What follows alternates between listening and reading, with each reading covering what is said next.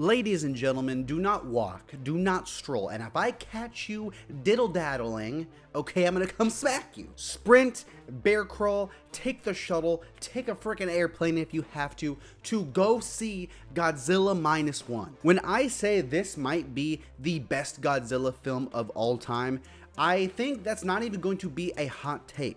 Everything you want in a Godzilla film, this movie has, and it is easily one of the best films of the entire year. Godzilla Minus One is when Japan says, America, you obviously stink. You're booty at making Godzilla movies, so give us back our boy so we can make some good cinema. I don't even hate the MonsterVerse movies, if I'm being honest, but after this, I'm like, dude, you know, sometimes you gotta take the L. Sometimes you can't be good at everything. Okay, America, we got football, we're good at that and stuff like that. We have our things. Godzilla, he's just not one of them, okay? It's clearly a Japan thing. I think the best part about this movie that makes it as epic and high quality as it is the fact the human story is actually good. We actually give a shit. Most of the time, Godzilla human characters are just little turds that just waste time. This gives us a very interesting story about a man who fought in World War II for Japan. He is in a lot of different ways, and especially the way he sees himself,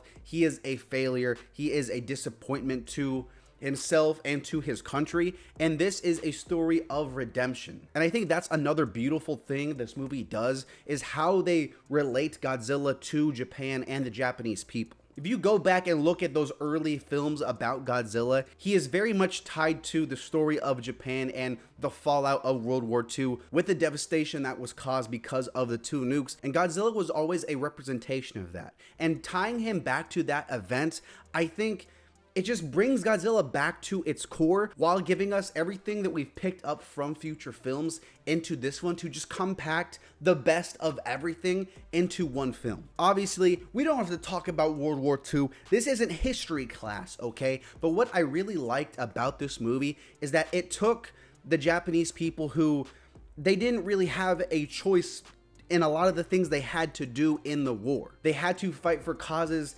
maybe they didn't like. They had to do things maybe they didn't want to do. They had to leave their families. And this film gives them a chance to, I don't want to say redeem themselves, but gives them a reason as a community, as the Japanese people themselves, not the government, not Big Brother, the people themselves in this community to fight back against something that is invading and destroying their land, their family, and all their friends. It is absolutely beautiful, and that's what makes the human story in this so damn good. This man is the best human character to ever exist in a Godzilla film. He is so interesting. He's surrounded by likable and important companions who all have their chance to shine in this film. But obviously, we gotta talk about the man himself. We gotta talk about Godzilla. The dude's evil again. And you know, I kind of missed evil Godzilla. That's how he was originally. And then of course, we have to evolve him so that he can fight freaking giant Mewtwo and stuff like that, giant bugs and different villains like that. That's what the franchise kind of evolved into,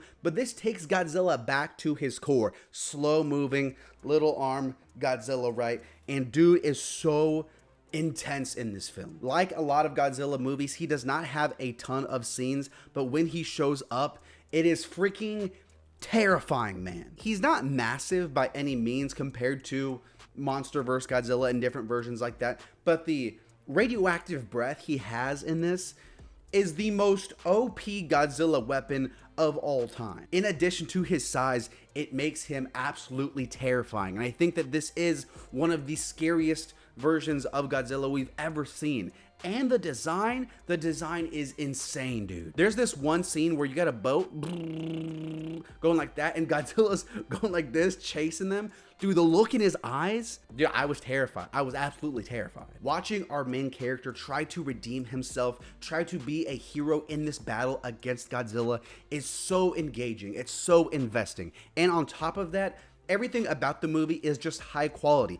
The score is so it's so amazing. A lot of the music in this is original music and it's all good. It's all feels like Godzilla, but it's still fresh and new. And I think this movie does it perfect as far as bringing back those old tunes. Sometimes those old tunes don't come back as much, but this hits it absolutely perfect. Those old Godzilla themes, they only come back here and there in small pieces, but when they do, they are so effective. I was getting goosebumps in the theater, man. It's so epic. It's so intense and scary, but also inspiring, watching our heroes who we care about, going up against this beast, this monstrosity of nature. And speaking about the heroes, the plan they come up with to defeat Godzilla in this, whether it works or not, is freaking genius, dude. I love creative, like, science ideas and plans in movies to defeat big monsters, crazy, unstoppable enemies, and I think this movie hits that perfectly. Guys, I'm going to stop talking.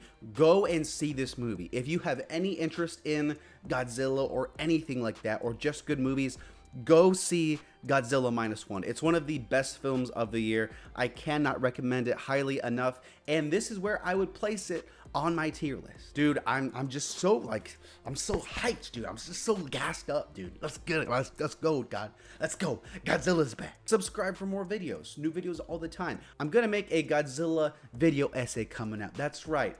So look forward to that. Thanks for watching.